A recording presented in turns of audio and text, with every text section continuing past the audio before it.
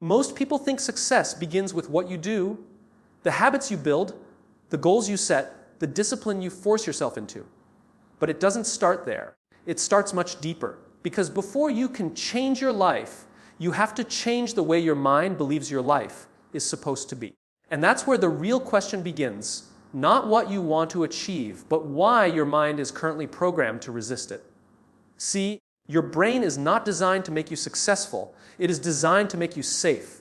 It repeats familiar thoughts, familiar fears, and familiar limits, even when those limits are holding you back. So the real challenge is not motivation. It's reprogramming, rewriting the internal code that tells you, I can't, I'm not ready, or this is just who I am.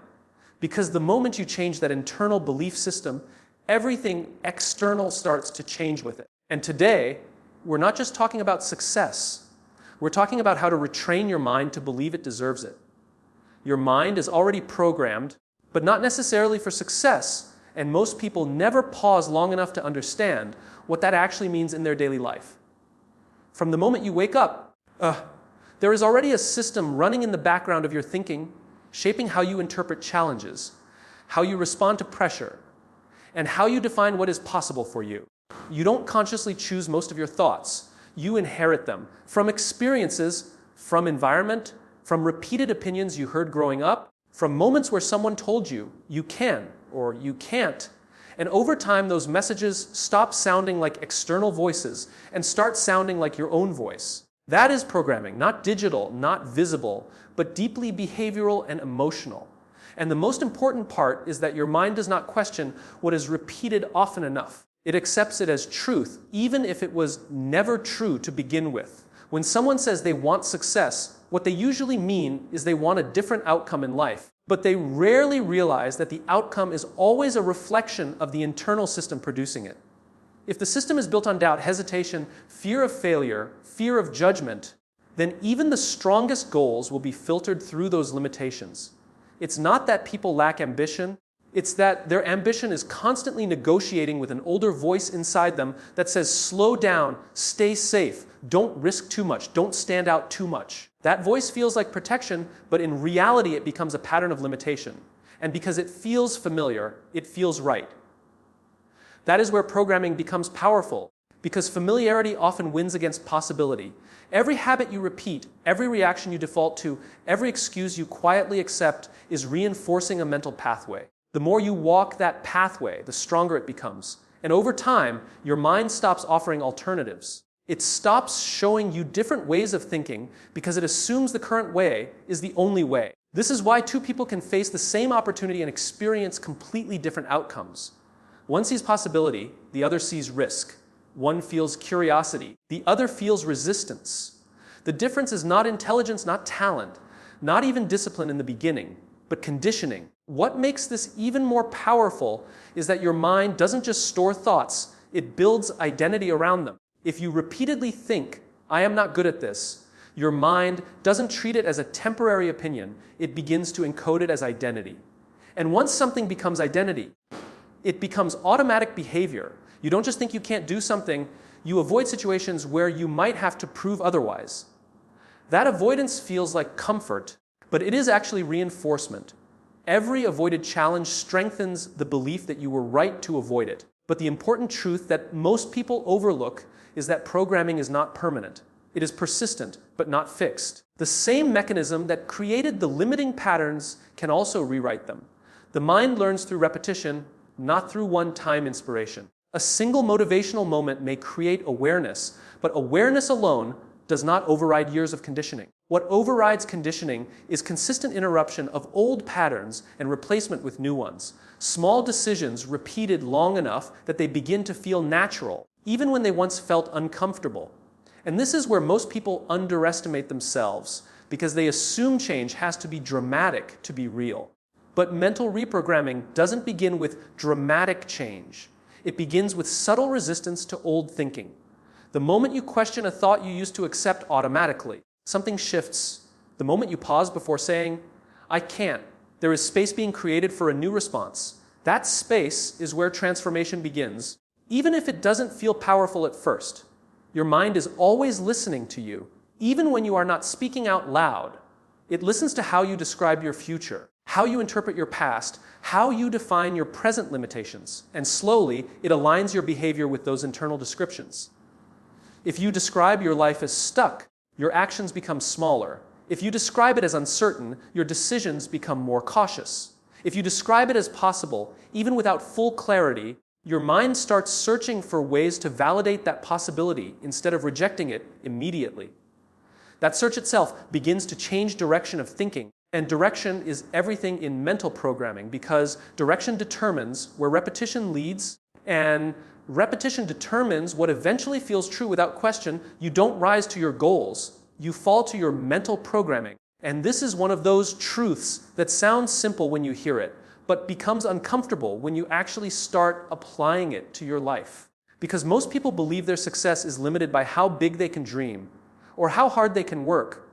But in reality, success is far more dependent on what happens when pressure enters the system, when things get difficult, when motivation fades, when no one is watching. You don't operate from your goals, you operate from your default setting.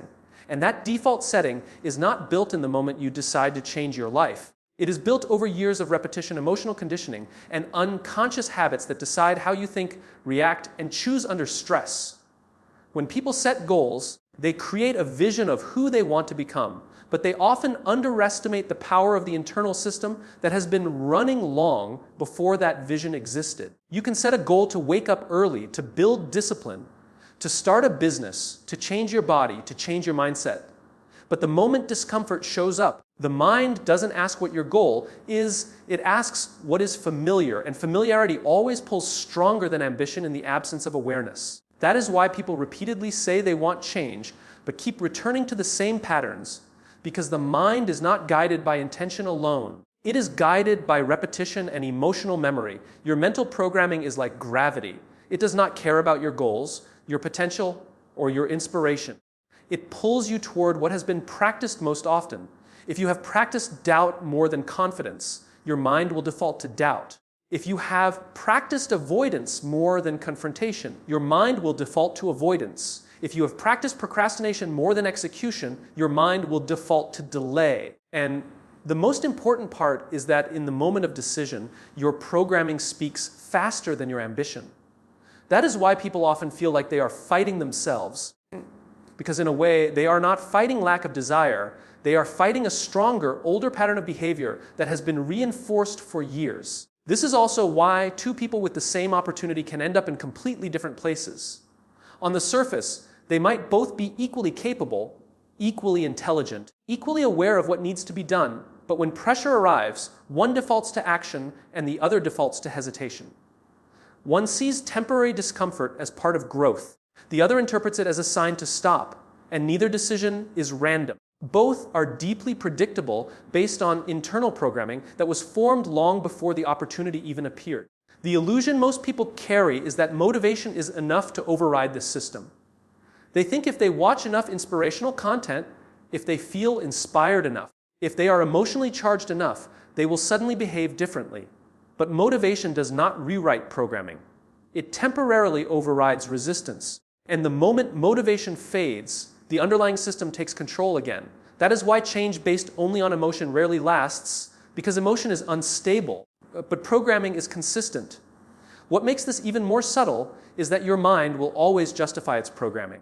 It doesn't say, I am afraid. It says, this is not the right time. It doesn't say, I am avoiding discomfort. It says, I need more preparation.